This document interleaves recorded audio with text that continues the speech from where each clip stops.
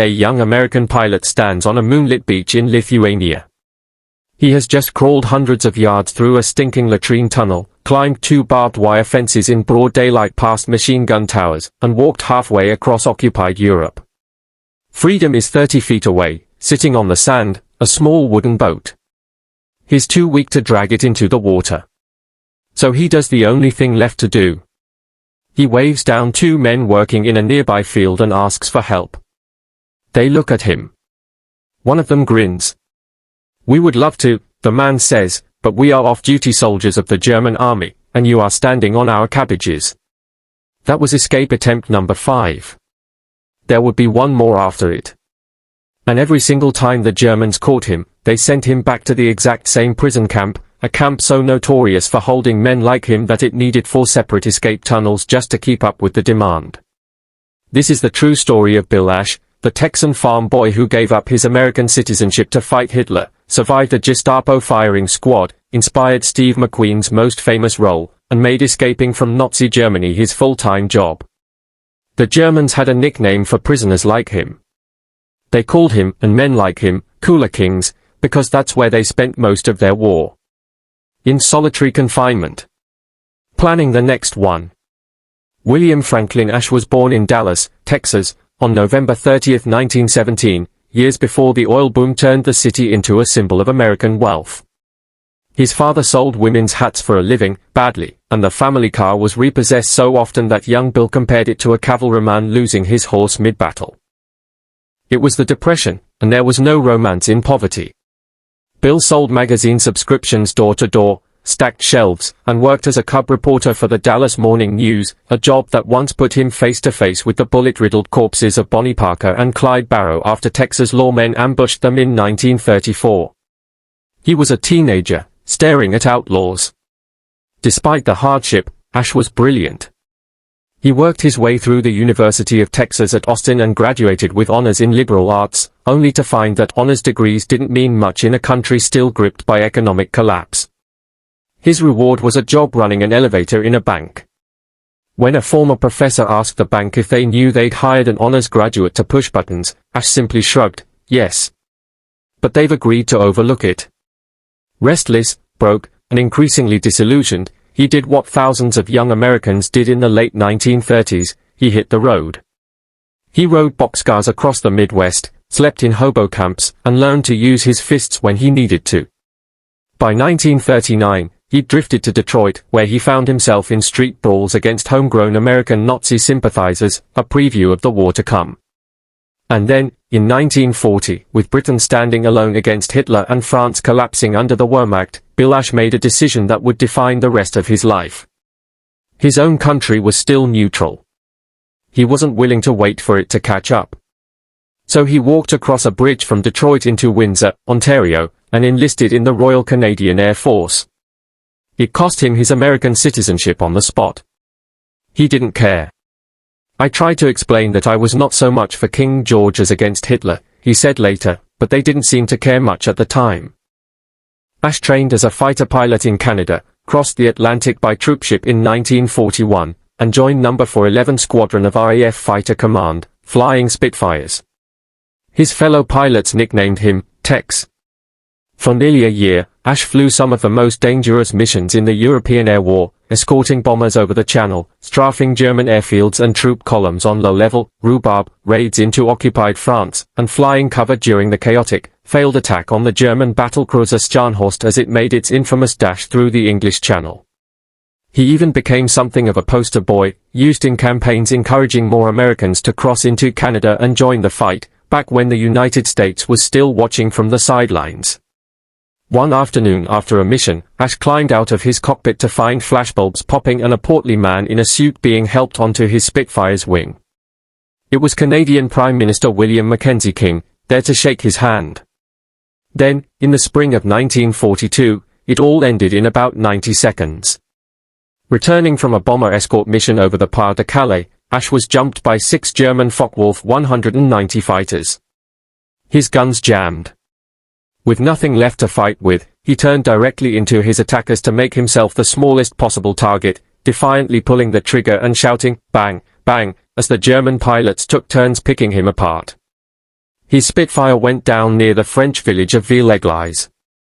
A French war widow hid him from the search parties combing the countryside, and the local resistance smuggled him to Paris, where he lived in hiding for months. But Bill Ash was, by nature, not a man built for sitting still.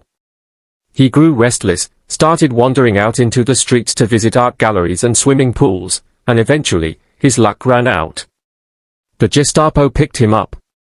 He was thrown into Fressens prison, beaten, tortured, and marked for execution as a spy. He was standing, quite literally, in front of a firing squad when a Luftwaffe officer intervened, not out of mercy, but out of calculation. Executing a downed Allied airman, the officer feared, would only invite retaliation against captured German pilots back in Britain. Bill Ash's life was spared by German self-interest. He was shipped east, to a sprawling prison camp near the town of Sagan, in what was then eastern Germany. Its name was Stalag Luft III. Stalag Luft III held roughly 10,000 Allied airmen, British, Commonwealth, American, Norwegian, Dutch, spread across 5 heavily guarded compounds behind barbed wire and machine gun towers. Conditions were grim. Food was scarce. But the one thing the camp had in surplus was determination. Prisoners stitched civilian disguises from scraps, forged identity papers, built working compasses out of razor blades and magnetized needles, and dug 4 separate escape tunnels with names that have since become legend: Tom, Dick, Harry, and George. One tunnel entrance was hidden beneath a wooden vaulting horse that prisoners carried out to the same spot every day, ostensibly for gymnastics practice, while men dug quietly beneath it. This was the camp Bill Ash called home. And he fit right in. He quickly became close friends with Paddy Barthrop, a Battle of Britain veteran, and together the two men launched their first joint escape attempt, hiding in a shower block drain, hoping to lie low for days before slipping away.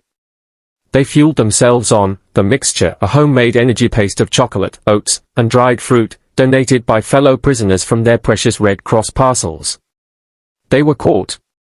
Hauled out of the drain with chocolate smeared across their faces, they were marched straight to solitary confinement, the cooler.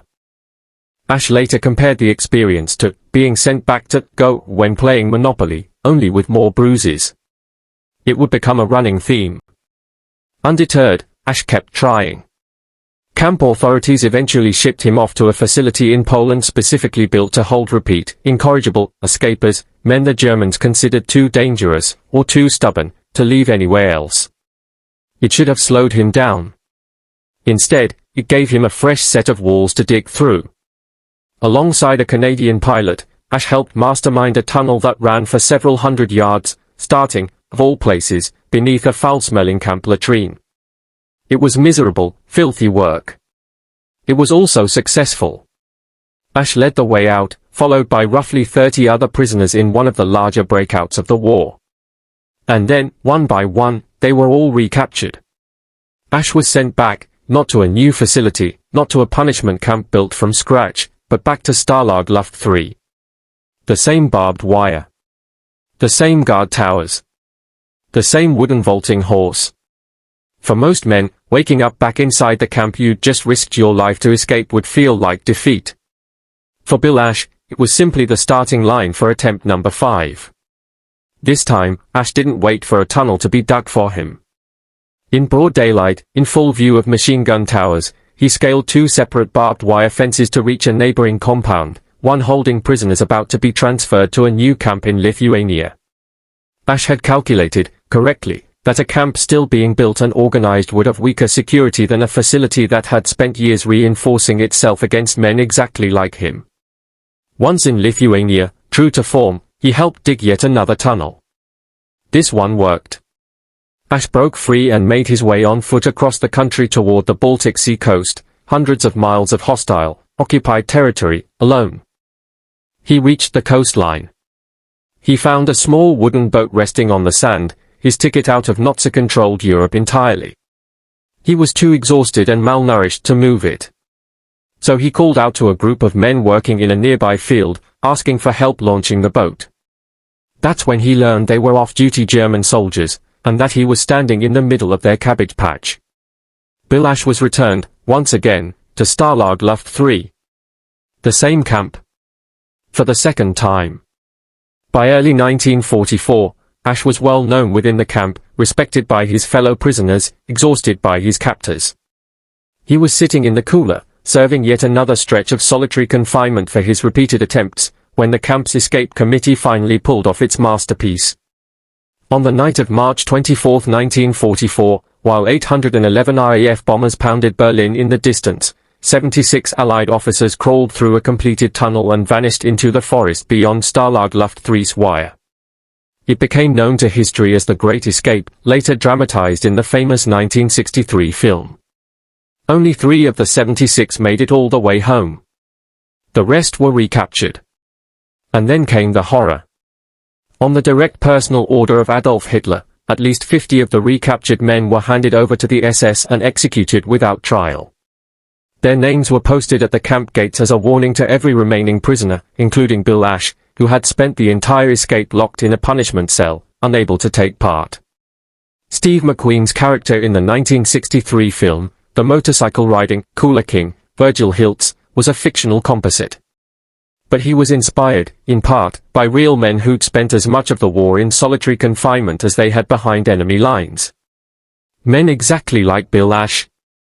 As 1945 began, the Soviet army closed in from the east, and German authorities made the decision to evacuate Stalag Luft 3 entirely. In January, in the worst winter Germany had seen in 50 years, thousands of prisoners, Ash among them, were force-marched westward through blinding snow and sub-zero temperatures, sleeping in barns and pigsties, surviving on frozen scraps of corned beef and whatever remained of their Red Cross parcels. Men collapsed from frostbite, dysentery, and exhaustion. Somewhere along roads clogged with fleeing German civilians and retreating soldiers, Bill Ash saw his chance one final time. He simply walked away from the column. He crossed an active battlefield on foot, alone, and made his way to advancing Allied lines. For Flying Officer William Ash, the war ended not in a Red Cross truck or a liberated camp, but with his own 2 feet, walking toward freedom under his own power, exactly as he had tried to do 6 times before. This time, nobody sent him back. Ash returned to Britain, was awarded an MBE, granted British citizenship, and used a veteran's scholarship to study at Oxford's Balliol College. He worked at the BBC alongside future Labour cabinet minister Tony Benn, married, spent years in India, and became a committed left-wing writer and playwright, eventually chairing the Writers' Guild of Great Britain and publishing a respected book on radio drama. For 60 years, almost none of this made headlines. His escape story stayed largely untold until his memoir, Under the Wire, was published in 2005, turning him, in his late 80s, into a best-selling author. Asked the secret to his late-life success, Ash gave the only answer that made sense for a man like him: easy. All you have to do is dig a hole and wait 60 years. Bill Ash died in 2014, at the age of 96, the boy from Dallas who gave up his own citizenship to fight a war that wasn't yet his country's fight, who was sentenced to a firing squad and walked away, and who treated the most heavily guarded prison camps in Nazi Germany less like a life sentence and more like an inconvenience to be solved, one tunnel at a time. He never made it home the easy way. He just refused to stop trying until he did.